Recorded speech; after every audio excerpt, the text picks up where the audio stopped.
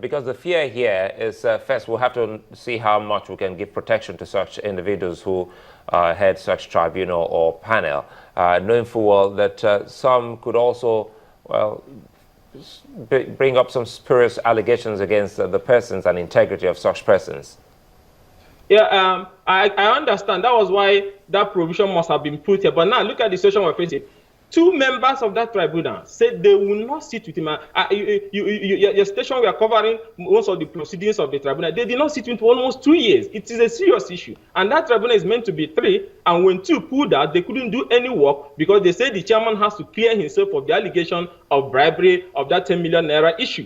And up to this moment, that have not been dealt with. It's all the probe that is going on in the House of Reps. It is not good for the integrity of the war against corruption. And I strongly believe that now that the president is committed towards dealing with corruption, the first place he has to start is the Code of Conduct Tribunal. We have to get it right. Because Code of Conduct process...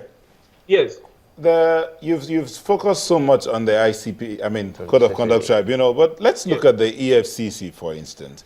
When I asked you the foundation you said that needed to be laid, you moved on to the Code of Conduct Tribunal, but let's look at the foundation that needs to be laid for the EFCC to be more effective in the handling of the corruption cases, and even the ICPC.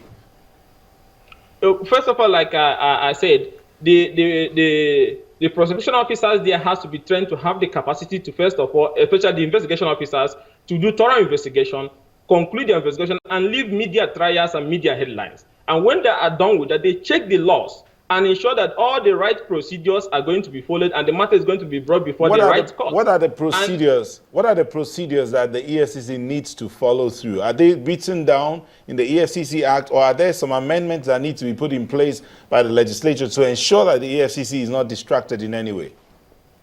Well, there are some provisions in their law that have spelled out the procedures for their work. All they need is to have a leadership that have the capacity to implement the letter.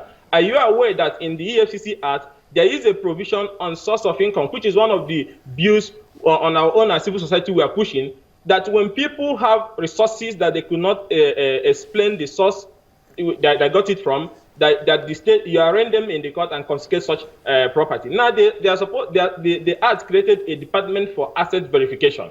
All they need is to put somebody who has the capacity to go about and verify these assets of people. And anybody, whether it's a civil servant, a governor, a senator, who has assets that he cannot explain vis-a-vis his monthly income, the commission should be able to arraign that person. If they do that, that will equally help in fast-tracking the war against corruption. Because when people know that if you have something that you cannot explain where you get it from and that you're going to lose it, it will reduce the tendency of people getting involved in corruption. And also, I have to say this. We have to separate the war against corruption and the war against political opponents and enemies. Since 1999 till today, there is this pattern of investigation that you see in the EFCC. When a particular government is in power, like when Obasanjo was in power, it looks like people from opposing views seems to be the people visiting EFCC more often. We have to expand it. We have 36 states of the Federation. We have different political parties in charge of those areas. You must try to spread their dragnet to equally make the public perception not to be against what you are doing.